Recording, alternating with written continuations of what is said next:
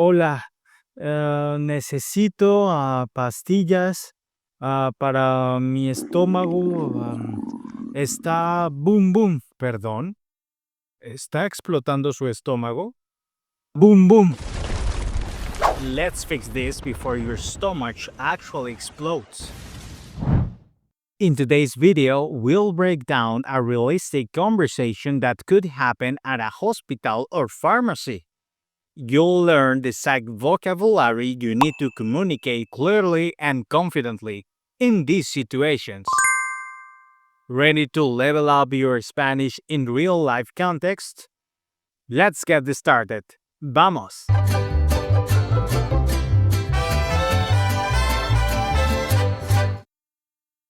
Hola, buenos días.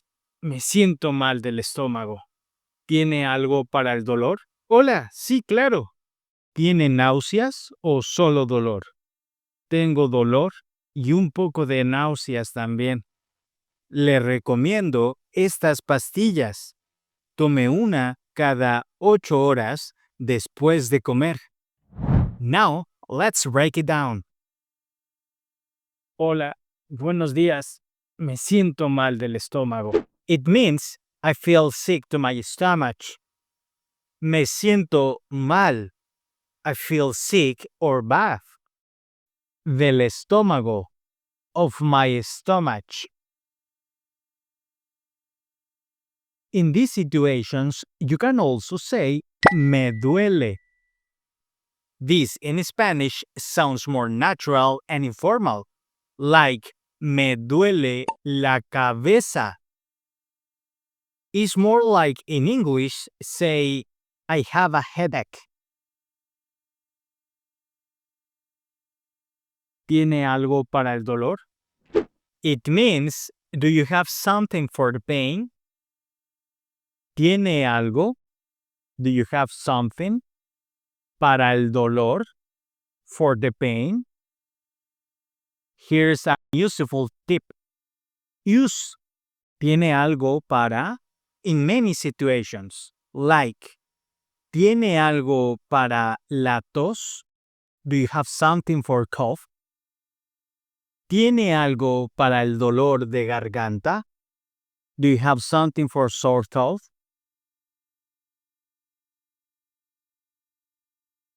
Hola, sí, claro. ¿Tiene náuseas o solo dolor? Tengo dolor y un poco de náuseas también. Le recomiendo estas pastillas. I'll recommend these pills to you. This is a common indication that the doctors used to say. Tome una cada 8 horas después de comer. Means take one every 8 hours after eating. This is a formal command. Tome una, take one, cada 8 horas, every 8 hours, después de comer, after eating. Grammar tip. Formal commands in Spanish often end with la letra E for AR verbs, like tomar becomes to tome, or agarrar becomes to agarre. And the end with la letra A is for ER or IR verbs, like beber becomes to beba, or venir becomes to venga. Now, let's try your skills. Choose the correct translate for the next sentence. Do you have something for headache?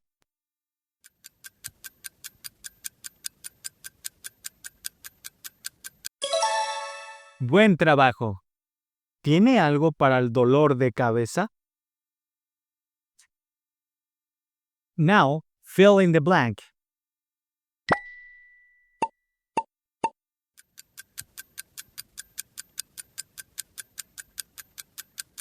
Perfecto. Tomé una cada 8 horas.